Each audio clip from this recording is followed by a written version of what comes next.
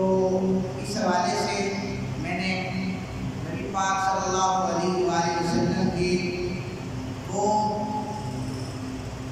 وظائف جو آپ نے صحابہ کرام کو ارشاد فرمائے، کیونکہ صحابہ کرام رضوان اللہ تعالیٰ عنہم اجمعین جب بھی انہیں کسی بھی قسم کی پریشانی کا سامنا کرنا پڑتا تو صحابہ در مصطفیٰ کریم صلی اللہ علیہ وآلہ وسلم پر تشریف لے آیا کرتے اور اپنی پریشانیوں کا حل وہ بتاتے۔ نبی پاک صلی اللہ علیہ وآلہ وسلم انہیں ان کی پریشانیوں کا حل قرآن و حدیث سے بتا دیا کرتے ہیں۔ تو میں انشاءاللہ یہ عنوان میں نے آپ حضرات کے سامنے جو رکھا ہے، آپ توجہ سے سماعت کیجیے گا اور دعا کریں اللہ تعالیٰ ہمیں اس پر عمل کرنے کی بھی توفیق عطا فرمائے۔ آمین۔ سب سے پہلے بڑا آسان سا ایک کلام ہے، لا حول ولا قوت الا باللہ العلی العظیم۔ یہ ایک دفعہ پڑھ لیجیے، لا حول ولا قوت الا باللہ العلی العظیم۔ سنن ابی داؤد شریف کی روایت ہے اور حضرت انس رضی اللہ تعالی عنہ اس حدیث پاک کے راوی ہیں۔ نبی پاک صلی اللہ علیہ وآلہ وسلم نے فرمایا کہ جب کوئی شخص گھر سے نکلتے ہوئے یہ دعا پڑھتا ہے، بسم اللہ توکلت علی اللہ لا حول ولا قوت الا باللہ، جب یہ دعا پڑھتا ہے تو باری کے لم یزل کی طرف سے یہ آواز آتی ہے، میرے بندے نے مجھے پکارا ہے اور اپنے گھر سے نکلا ہے کاروبار کے لیے یا کسی بھی کام کے لیے، اب میں تیری حفاظت کا ذمہ لیتا ہوں، میں تیری رہنمائی بھی کروں گا، تیرے قدم کہیں ڈگمگا نہ جائیں، تیرا ہر قدم اٹھے تو وہ نیکی کی طرف اٹھے، تجھے جو ملے وہ حلال ملے اور تیری جو جتنی بھی کمائی ہو رزق ہو اللہ اس میں برکت ڈال دیتا ہے۔ اب یہ بڑا مختصر سا جملہ ہے، بسم اللہ توکلت علی اللہ لا حول ولا قوت الا باللہ۔ اب حضور نے فرمایا کہ جب کوئی بندہ یہ دعا کرتا ہے نا، پہلے جب وہ گھر سے نکلتا ہے تو شیطان اس کے ساتھ نکلتا ہے کہ میں اسے رستے سے بھٹکاؤں گا، میں اسے نقصان پہنچاؤں گا، کسی بھی حادثے کا یہ شکار بھی ہو جائے میں اسے نقصان پہنچاؤں گا۔ لیکن جب بندہ یہ کلمات ادا کرنے کے بعد گھر سے نکلتا ہے شیطان واپس پلٹ جاتا ہے۔ شیطان کے چیلے پوچھتے ہیں، یہ حدیث پاک کے الفاظ ہیں کہ اس کے جو حوالی ہوتے ہیں وہ پوچھتے ہیں کہ حضرت آپ دوبارہ کیوں پلٹ آئے؟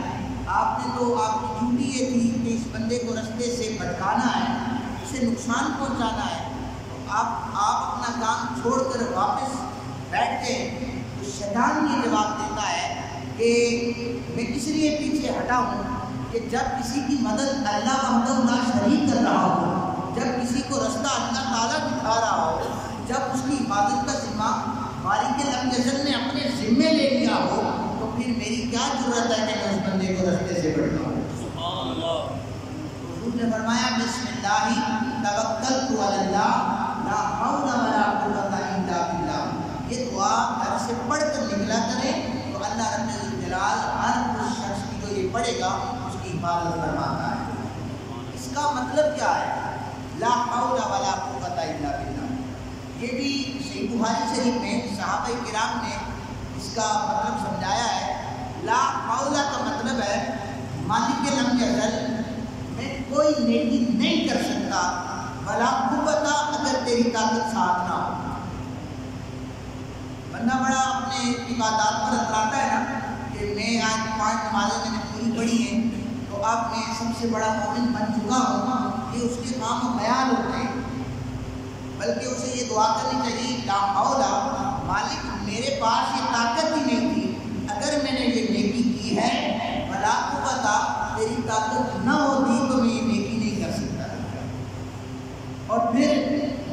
مفسرین کرام نے اس کا ایک اور ترجمہ کیا ہے، لا حول ولا قوت، مالک میں گناہ سے بچ گیا، میں گناہ سے بچ گیا ہوں، ولا قوت، اگر تیری طاقت نہ ہوتی تو میں گناہ سے بھی نہ بچ سکتا، تیری رضا تھی اور تیری طاقت تھی، تو نے اپنے بندے کی حفاظت کی، اسے گناہ سے بچا لیا، بے شک تیری طاقت ہی ہے جو ہمارے ساتھ ہے۔ ایک تو یہ صحابہ کرام نے آقا کریم صلی اللہ علیہ وسلم سے نقل کیا روایت اور ہمیں بتائی کہ گھر سے نکلتے ہوئے پڑھو۔ اچھا، ایک ہوتا ہے غم، ایک ہوتا ہے غم، غائن سے غم اور ہا سے غم۔ غم جو ہوتا ہے اس کا سبب نظر آ رہا ہوتا ہے کہ بھئی تم کیوں پریشان ہو، کیوں غم میں مبتلا ہو۔ بندہ کہتا ہے کہ میری گاڑی کا نقصان ہو گیا ہے، میرے گھر کا نقصان ہو گیا ہے، کاروبار کا نقصان ہے، اس لیے مجھے غم ہے۔ یہ ہوتا ہے غم، غائن سے جسے کہتے ہیں۔ اور ایک ہوتا ہے غم ہا سے، کسی بندے سے پوچھے تم کیوں پریشان ہے، وہ کہتے ہیں پتہ نہیں آج میرا دل پریشان ہے۔ یار تیرا کوئی نقصان ہوا ہے؟ کہتا ہے نقصان نہیں ہوا، کوئی پیسے کا، گاڑی کا، اولاد کا، کسی بھی چیز کا۔ وہ کہتے ہیں نقصان کسی چیز کا نہیں ہوا، لیکن میرا دل بس بڑا پریشان ہے، اسے کہتے ہیں ہا سے ہم۔ ایک ہوتا ہے غم اور ایک ہوتا ہے ہم۔ نبی پاک صلی اللہ علیہ وآلہ وسلم نے فرمایا جب کوئی بندہ دن میں صبح و شام لا حول ولا قوت الا باللہ العلی العظیم پڑھتا ہے تو اللہ وحدہ لا شریک اس کے غموں کو تو دور کرتا ہی کرتا ہے، اللہ اس کے غموں کو بھی دور کروا دیتا ہے۔ دل کی تنگی ہوتی ہے نا، دل کی پریشانیاں ہوتی ہیں، بندے کو بیٹھے بٹھائے خیالات آ رہے ہوتے ہیں مستقبل کے، پتہ نہیں کیا ہوگا کیسے ہوگا، تو اللہ تعالیٰ ان غموں کو دور فرما دیتا ہے یہ پڑھنے سے۔ حضور نے فرمایا کہ میرے صحابہ یہ وظیفہ اتنا اہم ہے کہ یہ عرش بری کے نیچے خزانہ ہے، اللہ تعالیٰ نے مجھے وہاں سے عطا کیا ہے، میرا جو امتی اس وظیفے کو پڑھے گا اللہ تعالیٰ اس کی ساری پریشانیوں کو دور کروا دے گا۔ لا حول ولا قوت الا باللہ العلی العظیم۔ اس کے بعد ایک آسان سا ایک اور وظیفہ جسے اپنی زبان میں آیت الکرسی کہتے ہیں۔ کیا کہتے ہیں؟ آیت الکرسی کہتے ہیں۔ میں آپ کو آسان یہ چیزیں بتا رہا ہوں اور آپ نے ان پر عمل بھی کرنا ہے تاکہ اللہ تعالیٰ ہماری پریشانیوں کو دور فرمائے۔ نبی پاک صلی اللہ علیہ وآلہ وسلم نے فرمایا قرآن میں سب سے فضیلت والی، عظمت والی ایک آیت ہے جو سورہ بقرہ میں ہے، اور یہ ہے آیت الکرسی ہے۔ کون سی ہے؟ یہ آیت الکرسی برکتوں والی ہے۔ حضرت جناب ابو ہریرہ رضی اللہ تعالیٰ عنہ کو آقا کریم صلی اللہ علیہ وآلہ وسلم نے بیت المال کی حفاظت کے لیے چوکیداری کا موقع عطا فرمایا۔ ابو ہریرہ جب چوکیداری کرنے لگے، کھجورے کی، مال تھا، درہم تھے، دینار تھا، بہرحال جتنا بھی سامان تھا اس کی چوکیداری حضرت ابو ہریرہ فرما رہے ہیں۔ رات کو ایک شخص آیا، اس نے آ کر جلدی سے کھجورے تھیلے میں ڈالی اور مال کو بھی تھیلے میں ڈالا۔ وہ جو جانے لگا تو جناب ابو ہریرہ نے اسے پکڑ لیا۔ ابو ہریرہ رضی اللہ تعالیٰ نے جب اسے پکڑا نا تو اس نے کہا معذرت، میں آج کے بعد یہ گناہ نہیں کروں گا، چوری نہیں کروں گا، آپ مجھے آج چھوڑ دیں۔ حضرت ابو ہریرہ نے اسے چھوڑ دیا۔ بارگاہ رسالت مآب میں جب صبح گئے تو حضور نے فرمایا، دلوں کے حال جاننے والے نبی پاک صلی اللہ علیہ وسلم نے فرمایا ابو ہریرہ جو رات کو جو انہوں نے بندہ قید کر لیا تھا اس قیدی کا کیا بنا؟ عرض کی حضور میں نے اسے چھوڑ دیا ہے، منتیں کر رہا تھا، رو رہا تھا کہ آج کے بعد چوری نہیں کروں گا، تو میں نے اسے چھوڑ دیا۔ حضور نے فرمایا دھیان رکھنا وہ کل پھر آئے گا۔ ابو ہریرہ کہتے ہیں میں نے دوسرے دن پھر چوکیداری شروع کی، دوسرے دن وہ پھر آ گیا، مال لوٹنے لگا، میں نے پھر پکڑ لیا کہ آج تجھے نہیں جانے دوں گا، تو نے تنگ کیا ہوا ہے، کل بھی چوری کرنے آیا ہے، آج بھی چوری کرنے آیا ہے۔ اس نے کہا کہ اب مجھے چھوڑ دو، میں تم سے وعدہ کرتا ہوں آج کے بعد میں نہیں۔ دوسرے دن پھر چھوڑا۔ کملی والے آقا کریم صلی اللہ علیہ وسلم نے پوچھا ابو ہریرہ تیرے قیدی کا کیا بنا؟ عرض کرتے ہیں حضور منتے ترلے کر رہا تھا، میں نے آج پھر چھوڑ دیا ہے۔ فرمایا دھیان سے رہنا، کل پھر آئے گا۔ جب تیسرے دن وہ پھر آیا نا، حضرت ابو ہریرہ نے بڑے سختی سے پکڑا اور فرمایا کہ آج تو تجھے بارگاہ مصطفیٰ میں لے کے جاؤں گا، رات کو تجھے باندھوں گا اور صبح حضور کی بارگاہ میں پیش کروں گا۔ اب تیری خیر نہیں ہے، کچہری میں تیرا فیصلہ ہوگا۔ اب وہ کہنے لگا کہ تم مجھے چھوڑ دو، اگر آج مجھے چھوڑتے ہو نا تو میں تمہیں ایسا وظیفہ بتاؤں گا کہ تم شیطان سے بچ جاؤ گے، اور جتنے بھی یہ جو چور ہیں، ڈاکو ہیں، جو مال لوٹنے آتے ہیں، ان سے تم بچ جاؤ گے۔ حضرت ابو ہریرہ نے فرمایا تو وظیفہ بتا۔ اس نے کہا کہ جو قرآن تمہارے نبی کے قلب اطہر پر نازل ہوا ہے نا، اس میں سورہ بقرہ کی ایک بڑی عظمتوں والی آیت ہے جسے آیت الکرسی کہا جاتا ہے، تم اس کو پڑھو گے نا تو اللہ تعالیٰ تمہیں شیطان سے بچا لے گا۔ حضرت ابو ہریرہ نے اسے چھوڑ دیا اور چپ کر کے پھر بارگاہ رسالت میں آئے۔ حضور نے پوچھا ابو ہریرہ تیرا تو قیدی تھا، آج پھر چھوڑ دیا ہے؟ یا رسول اللہ آج میں اس کو چھوڑ نہیں رہا تھا، لیکن آج ایسا ہوا کہ اس نے نا مجھے ایک وظیفہ بتایا ہے، میں نے اس وظیفے کے بدلے اسے چھوڑا ہے۔ حضور نے فرمایا ابو ہریرہ تجھے پتہ ہے جس نے تجھے وظیفہ دیا یہ کون ہے؟ ابو ہریرہ یہ ابلیس آیا تھا، یہ شیطان آیا تھا جو تیرے مال پہ ڈاکہ ڈال رہا تھا۔ جب تو نے پکڑا نا اور دھمکی دی کہ بارگاہ رسالت میں لے کے جاؤں گا، اس نے اپنے سے بچنے کے لیے یہ وظیفہ دے دیا کہ تو اگر آیت الکرسی پڑھے گا تو اللہ تعالیٰ تجھے شیطان سے بچا لے گا۔ یعنی دیکھیں ایک چور ہے، وہ یہ کہے کہ میں اس رستے سے چوری کرتا ہوں لہذا اس کو محفوظ بنا لوں، تو یہ بڑی بات ہوتی ہے۔ شیطان کہہ رہا ہے میں حملہ کروں گا، اور اس نے شروع دن سے یہ کہا ہے مالک تیرے بندوں کو رستے سے بھٹکاتا رہوں گا۔ لیکن اب یہ تو دیکھیں کہ جب حضرت ابو ہریرہ نے اسے پکڑا وہ اتنا ڈرا، کہنے لگا مجھے نہ پکڑنا، مجھے چھوڑ دو، میں تجھے شیطان سے بچنے کا وظیفہ بتاتا ہوں۔ پتہ یہ چلا کہ جو شیطان، چونکہ یہ شیطان بہت بڑا عالم تھا، بہت زیادہ جانتا تھا اور بہت زیادہ عبادت گزار تھا، اسے پتہ تھا یہ قرآن کا بہت بڑا عالم تھا، لوح محفوظ پر لکھے ہوئے قرآن کے ہر حرف سے واقف تھا۔ اسے پتہ تھا کہ اگر مجھ سے کوئی چھٹکارا پا سکتا ہے، مجھ سے کوئی حفاظت میں رہ سکتا ہے، مجھ سے کوئی اگر بچ سکتا ہے تو وہ یہ آیت الکرسی ہے۔ تو حضرت ابو ہریرہ جب آپ نے بتایا، حضور نے فرمایا لوگوں بندہ تو وہ کذاب ہے، وہ ہے تو شیطان ہے، وہ ابلیس ہے، لیکن وظیفہ تمہیں بڑا اچھا دے گیا ہے۔ جو شخص صبح و شام آیت الکرسی کا وظیفہ کرے گا، مالک کے لم یزل اسے شیطان سے چھٹکارا عطا فرما دے گا۔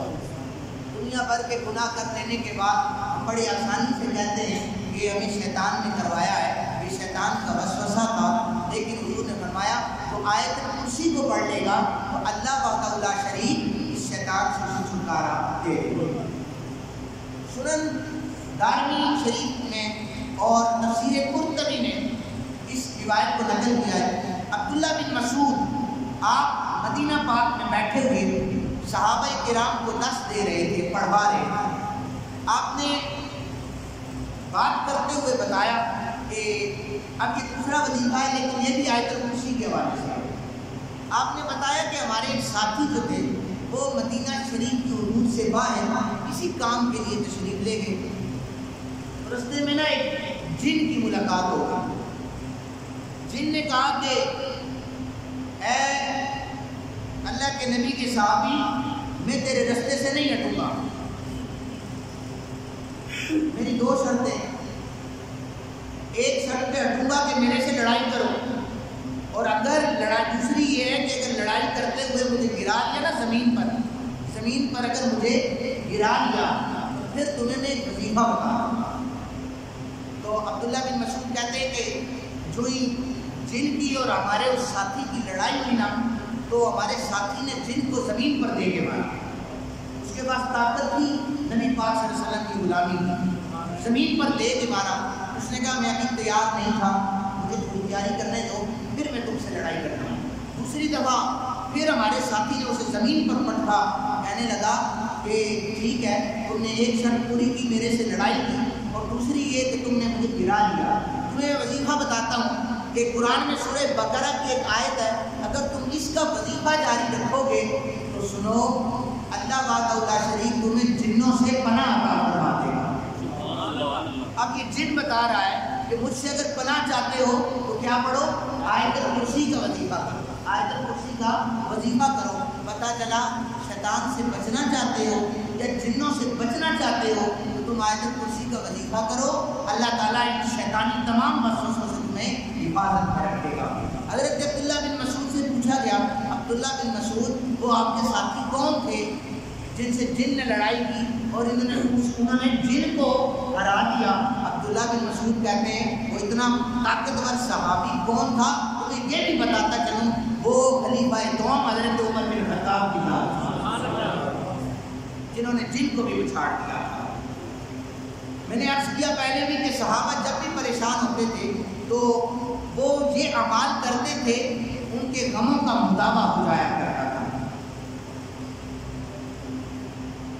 نبی پاک صلی اللہ علیہ وسلم کے خلیفہ حضرت عمر بن خطاب کے دور میں، آپ کے دور میں حضرت ابو ہریرہ کسی منصب پر فائز تھے، ایک عہدہ انہیں دیا گیا تھا، تو حضرت عمر بن خطاب رضی اللہ تعالیٰ عنہ نے کچھ عرصے کے لیے ان کا جو معاوضہ تھا، تنخواہ کی، وہ بند کر دی۔ اور ابو ہریرہ بڑے غریب سے صحابی تھے، ان کے پاس بڑی مشکل سے گزر بسر ہوتا تھا۔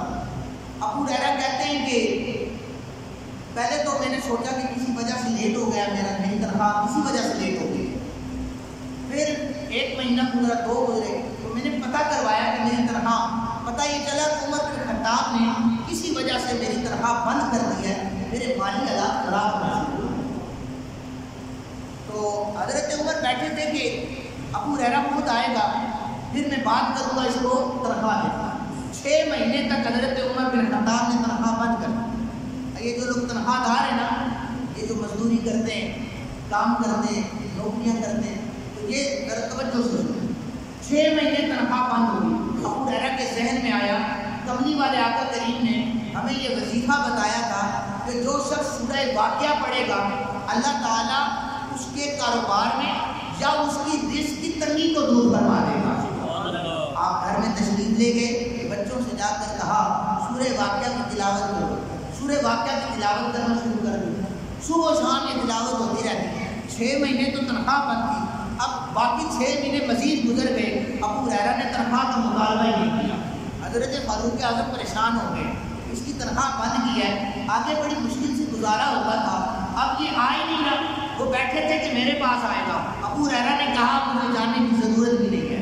پھر خیر انہوں نے بلوایا، ابو ہریرہ میرے پاس آؤ، 6 مہینے کی تنخواہ بند رکھی ہے، وہ کیسے گزارا کرتے رہے ہو؟ ابو ہریرہ کہتے ہیں کہ مجھے جب پتا چلا نا آپ نے میری تنخواہ بند کر دی ہے تو میں نے آقا کریم صلی اللہ علیہ وسلم کا دیا ہوا وظیفہ سورہ واقعہ کی تلاوت شروع کر دی، اللہ نے مجھے غیب سے روزی عطا کرنا شروع کر دیا۔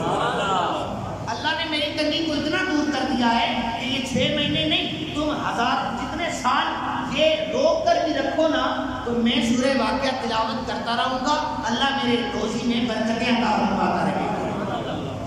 میرے بچوں کی بھوک کو اللہ نے دور کر دیا ہے، میرے کاروبار میں اللہ نے برکت عطا کر دی ہے، مجھے غیب سے روزی اللہ عطا کرتا ہے۔ لوگوں یہ سورہ واقعہ جو شخص صبح و شام اپنے گھر میں تلاوت کرے گا، اللہ وحدہ لا شریک اسے غیب سے اپنے خزانوں سے یہ رزق عطا فرمائے گا۔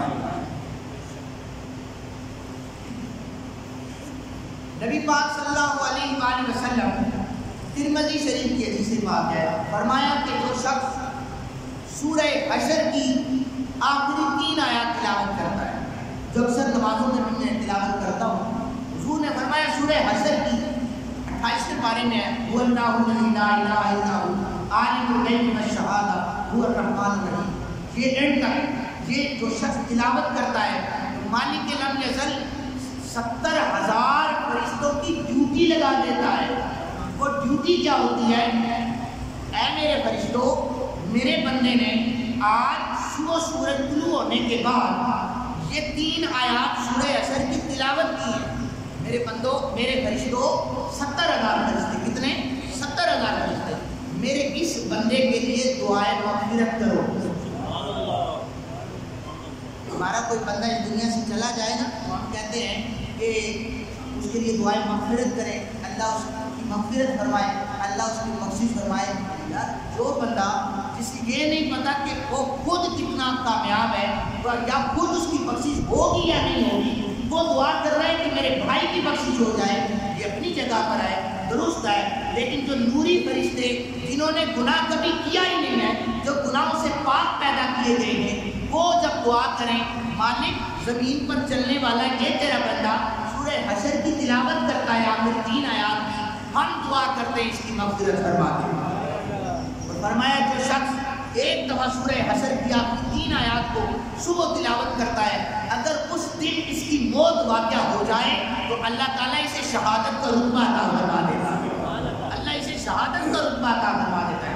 میرے خیال سے 2 منٹ بھی نہیں لگتے ان آیات کو تلاوت کرتے ہوئے، کوشش کریں اپنی زندگی میں ان آیات کو تلاوت کرنے کی۔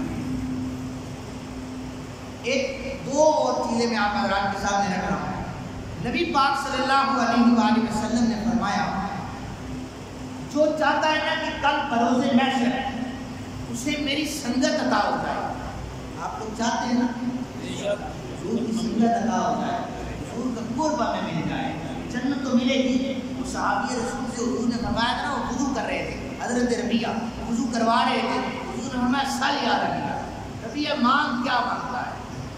یا رسول اللہ جنت تو آپ کے صدقے سے ملے گی، میں جنت تو چاہتا ہوں لیکن جنت میں آپ کی سنگت بھی چاہتا ہوں۔ جسے قرب مصطفیٰ عطا ہو جائے، جسے رفاقت مصطفیٰ عطا ہو جائے، جسے حضور کا پڑوس میسر آ جائے، اس کے وقت کتنے وقتوں والا وہ شخص ہوتا ہے۔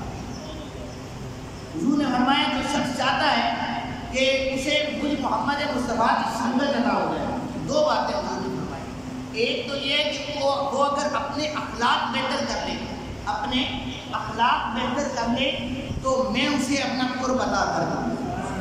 اور دوسرے نمبر پر حضور نے فرمایا جو چاہتا ہے کہ اسے سنگت مصطفیٰ میسر آ جائے تو وہ صبح و شام ان پر درود و سلام پڑھا کرے۔ کیا کیا کرے؟ وہ درود و سلام پڑھا کرے، درود پاک کا کوئی سیدھا پڑھا کرے، وہ مجھ پر درود پڑھتا رہے گا، فرشتے اس کا درود پہنچاتے رہیں گے، میں کل قیامت والے دن بھی اور جنت میں بھی اسے اپنا قرب عطا کروا دوں۔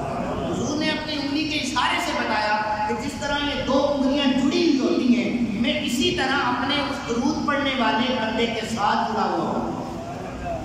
اتنی قربت حضور نے بتائی۔ تو یہ دعا کریں کہ اللہ تعالیٰ ہمیں درود پڑھنے کی بھی توفیق عطا فرمائے۔ جب کوئی بندہ درود پڑھتا ہے نا تو اس کے اخلاق ویسے ہی اچھے ہو جاتے ہیں۔ کیا جس کی زبان ہردم پاک ہو، اپنے نبی پر درود پڑھنے والی ہو، وہ کبھی بد اخلاقی کر ہی نہیں سکتا، وہ ہمیشہ اخلاق کے دائرے میں رہ کر گفتگو کرتا ہے۔ اخلاقیات میں اور بھی بہت ساری چیزیں آ جاتی ہیں، صرف نرمی سے بولنا ہی اخلاقیات نہیں ہوتا، اس میں اور بھی بہت سارا چیزیں ہیں، غیبت ہے، چغل خوری ہے، منافقت ہے، ہیرا پھیری ہے، یہ ساری چیزیں جب جمع ہوتی ہیں تو سارے کو اخلاق حسنہ کہا جاتا ہے۔ جب کوئی بندہ درود پڑھتا ہے ان ساری برائیوں سے بچ جاتا ہے تو نبی پاک صلی اللہ علیہ وسلم نے فرمایا میں اسے اپنی سنگت عطا فرماؤں گا۔ اکثر لوگ پوچھتے ہیں یہ آخری وظیفہ، یہ بھی وظیفہ ہی ہے، آپ کو بتا رہا ہوں کہ ہماری دعائیں قبول نہیں ہوتی۔ تو دیکھیں دعائیں ہر شخص کی قبول ہوتی ہیں۔ حضور نے فرمایا صرف ایک شخص جس کی دعا قبول نہیں ہوتی، جس کے پیٹ میں حرام کا لقمہ موجود ہو یا جو اپنی اولاد کو اپنے کاروبار سے حرام کی کمائی کھلا رہا ہو، اس کی دعا کبھی قبول نہیں ہوتی۔ اس کی اولاد اس کے بڑھاپے میں نافرمان ہو جاتی ہے۔ اس لیے کوشش کریں اللہ تعالیٰ نے حرام اور حلال کی تمیز عطا فرمائے۔ دیکھیں اکثر لوگوں کو پتہ ہی نہیں ہے کہ یہ حرام بھی ہے کہ نہیں، پوری زندگی لگے رہتے ہیں، انہیں یہ تمیز ہی نہیں ہے۔ پہلے تو یہ کریں کہ ہمیں اللہ ان کا فرق عطا فرمائے کہ حرام کیا ہے، حلال کیا ہے، پھر یہ دعا کریں یا اللہ آپ جو حرام ہے ہمیں اسے بچنے کی توفیق عطا فرمائے۔ اب جو حرام جن کے پیٹوں میں چلا جاتا ہے ان کی دعائیں قبول نہیں ہوتی، لیکن ایک شخص ہے وہ حلال بھی کھاتا ہے لیکن پھر بھی دعا، فرمایا کہ اس کی دعا قبول ہوتی ہے۔ یا تو ایسا ہوتا ہے اللہ امتحان لے رہا ہوتا ہے، اس کی دعا اسی وقت قبول کر دیتا ہے، لیکن اللہ امتحان لیتا ہے کہ اس کی دعا کو میں اپنے پاس محفوظ کر لوں، جب کوئی مصیبت کھڑی ہوگی اس کی دعا اس کے مقابلے میں کھڑی ہو جائے گی، میرے بندے نے میرے سے دعا مانگی ہے اور تو مصیبت بن کر اس کے اوپر آ رہی ہے، لہٰذا دفع ہو جا، وہ مصیبت دور ہو جاتی ہے جب کوئی بندہ دعا کرتا ہے۔ اس میں دیر ہے لیکن اندھیر نہیں ہے، دعائیں پوری ہوتی ہیں۔ آج اگر پوری نہ ہو تو پھر وہ قیامت والے دن اللہ تعالیٰ پوری فرما دیتا ہے، اور پھر وہ تو ہول ناکی کا منظر ہوگا، اللہ تعالیٰ اس دن پوری کرے، یہ بھی بہت زیادہ بہتر ہے۔ خیر، پر یہ بھی بڑے چھوٹا سا جملہ ہے، اس کو بھی ذرا اپنے پلے باندھے۔ حضور نے فرمایا جو شخص چاہتا ہے نا میری مرادیں پوری ہو، میری دعائیں قبول ہوں،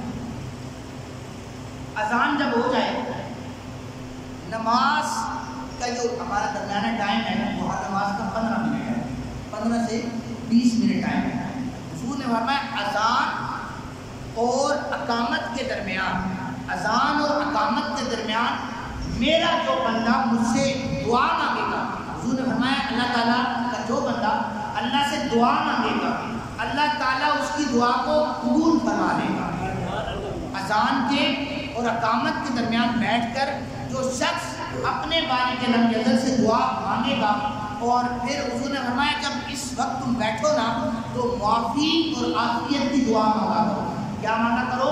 اپنے گناہوں سے معافی اور عافیت کی دعا مانگا کرو، اللہ تعالیٰ اس وقت دعا کو قبول کر لیتا ہے۔ لوگوں، یہ جتنی بھی باتیں ہیں یہ کسی کتاب سے، کسی عالم کی زبانی نہیں، یا کسی محدث، مفکر یا مفسر کی باتیں نہیں ہیں، یہ شارع اسلام اور عظیم مفسر جناب محمد رسول اللہ صلی اللہ علیہ وآلہ وسلم کے بتائے ہوئے طریقہ کار ہیں۔ دعا کریں اللہ تعالیٰ ہمیں ان تمام پر عمل کرنے کی توفیق عطا فرمائے۔